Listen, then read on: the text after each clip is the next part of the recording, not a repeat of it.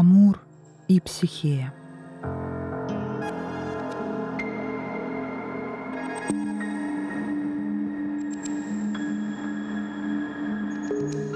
В одной прекрасной стране жили царь и царица. У них было 3 дочери. Все они невероятно красивы. Но младшая, Психея, была красивее своих старших сестер. И говорили, что она превосходила своей красотой даже саму богиню любви Венеру. Слава о красавице быстро разнеслась по ближайшим материкам и островам, и потянулись в эту страну толпы людей, желающих поклониться ей.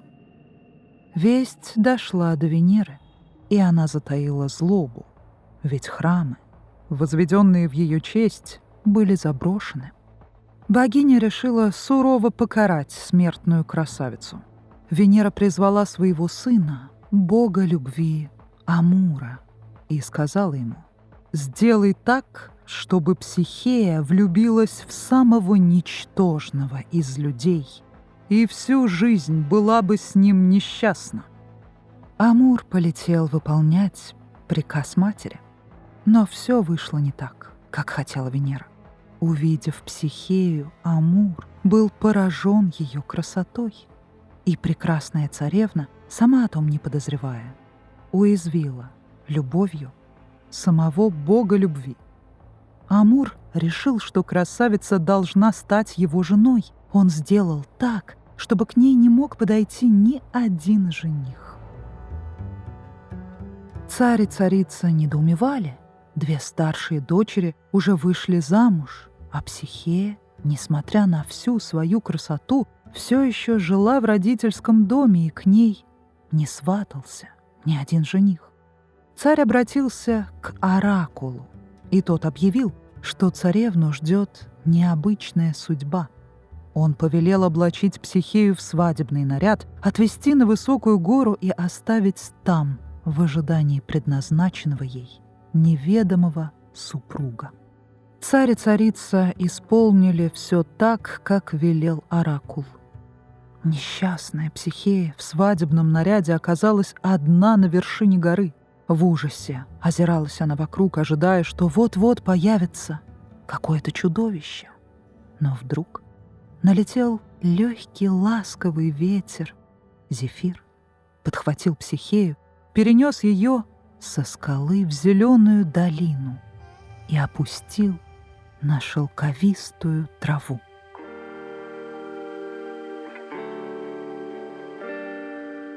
Поблизости была тенистая роща, а среди деревьев стоял белоснежный мраморный дворец.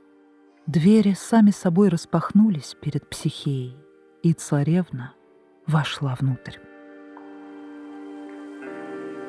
Еще никогда не приходилось ей видеть подобной роскоши. Стены сияли золотом и серебром, потолок был сделан из слоновой кости, а пол выложен из драгоценных камней. Неожиданно послышался приветливый голос, который сообщил Психее, что теперь она будет здесь хозяйкой. Целый день гуляла Психея по дворцу, но так и не смогла обойти всех его комнат. Незримые слуги сопровождали ее, исполняя все желания, едва она успевала о них подумать. А вечером, утомившись, Психея легла спать, и под покровом темноты к ней на ложе сошел Амур. Психея не видела, а лишь осязала своего неведомого супруга. Она полюбила его. Утром до рассвета Амур исчез, чтобы снова прийти, когда стемнеет. Психея была счастлива в своем роскошном дворце, а лишь одно тревожило ее. Она знала, что родители и сестры горюют и считают ее погибшей.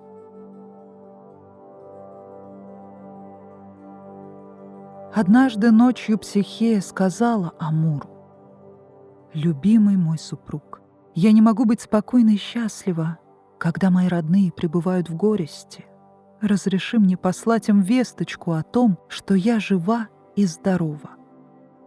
Но Амур ответил, что лучше этого не делать, чтобы не накликать большую беду.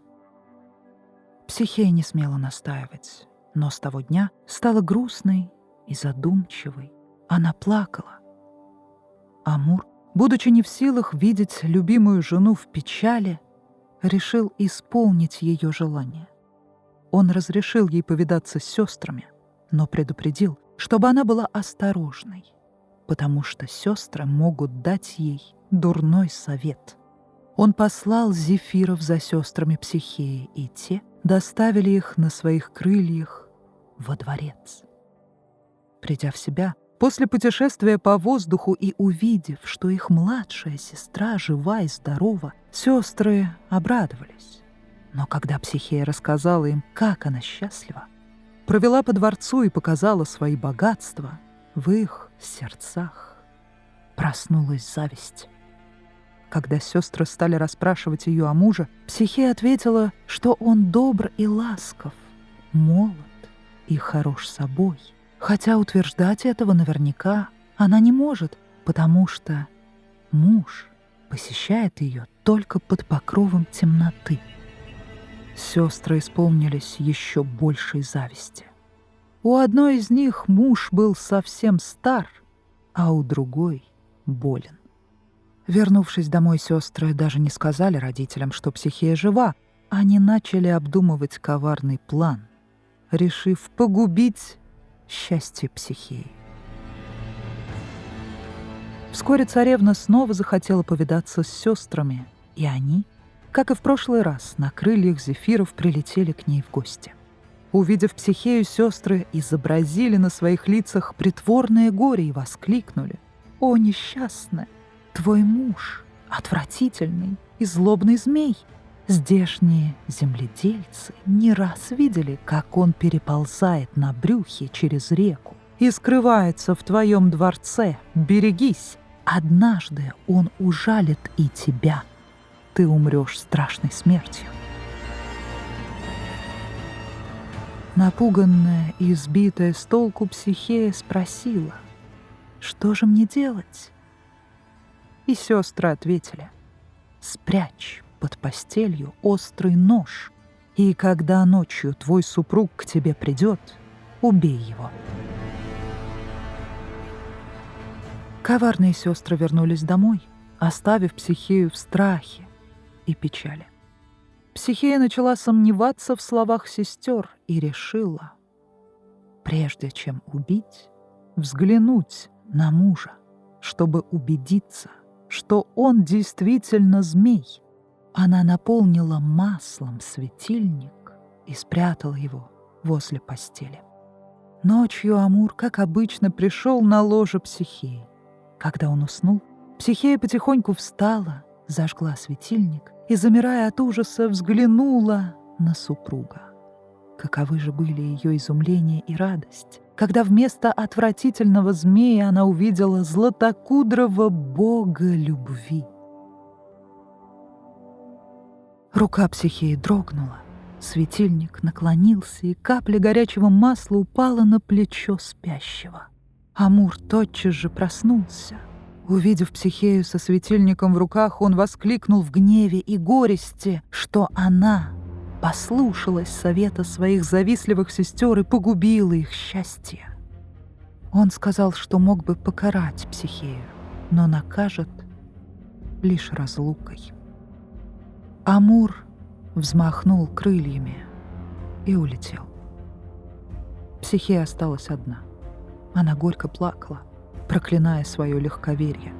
Затем она покинула роскошный дворец и отправилась бродить по свету в поисках своего любимого. Амур тем временем прилетел к своей матери, Венере. Его обожженное плечо так болело, что он начал стонать и жаловаться. Богиня разгневалась на сына, посмевшего без ее ведома взять в жены ту, которой она желала зла. Но еще сильнее она разгневалась на Психею. Венера запретила богам и людям помогать несчастной, давать ей приют и утешение. Психея долго скиталась, отвергнутая всеми. И, наконец, пришла к самой Венере. Богиня встретила ее бранью и насмешками. Она сказала, что Психея достойна быть лишь служанкой, и тут же дала ей работу. Она смешала пшено и велела ей отделить одно от другого. Психея заплакала, не решаясь даже приступить к этой бесконечной работе. Но ее пожалел муравей. Он созвал свой трудолюбивый народ, и муравьи быстро исполнили задание Венеры. Тогда богиня приказала Психее пойти в рощу, где паслись золоторунные бараны, и принести ей шерсть. Но бараны были так злы, что никого к себе не подпускали.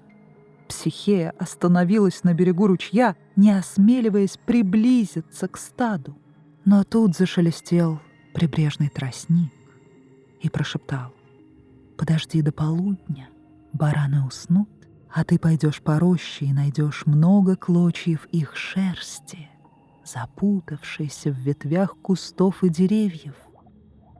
Психея послушалась совета и принесла Венере целую охапку золотой шерсти.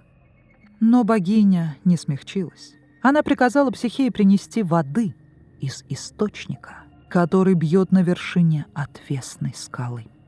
Когда Психея с хрустальным сосудом в руках стояла у подножья скалы и с отчаянием смотрела на неприступную вершину, мимо пролетал орел.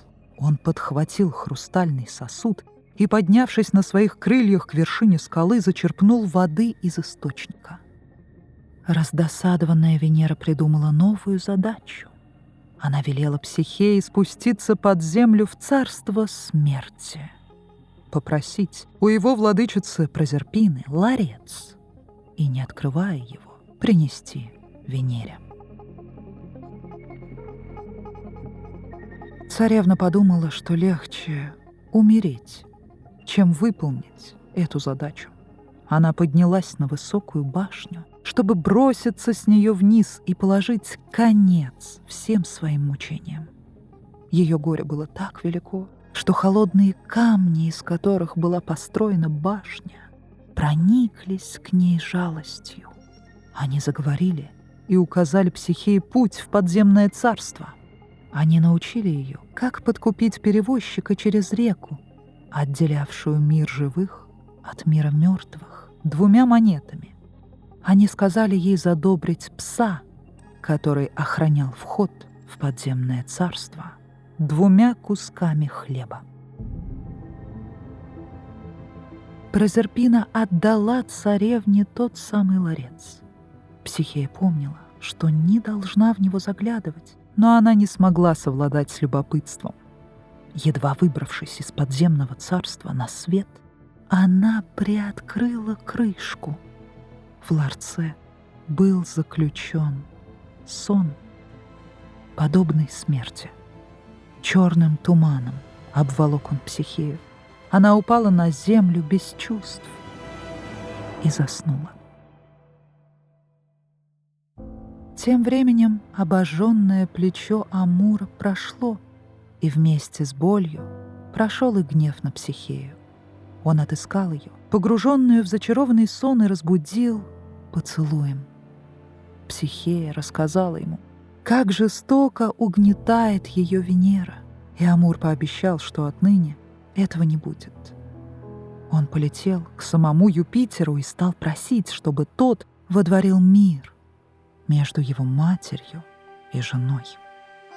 Юпитер призвал Венеру и сказал ей: «О, прекраснейшая, не сетуй, что твой сын избрал себе в жены не богиню, а смертную.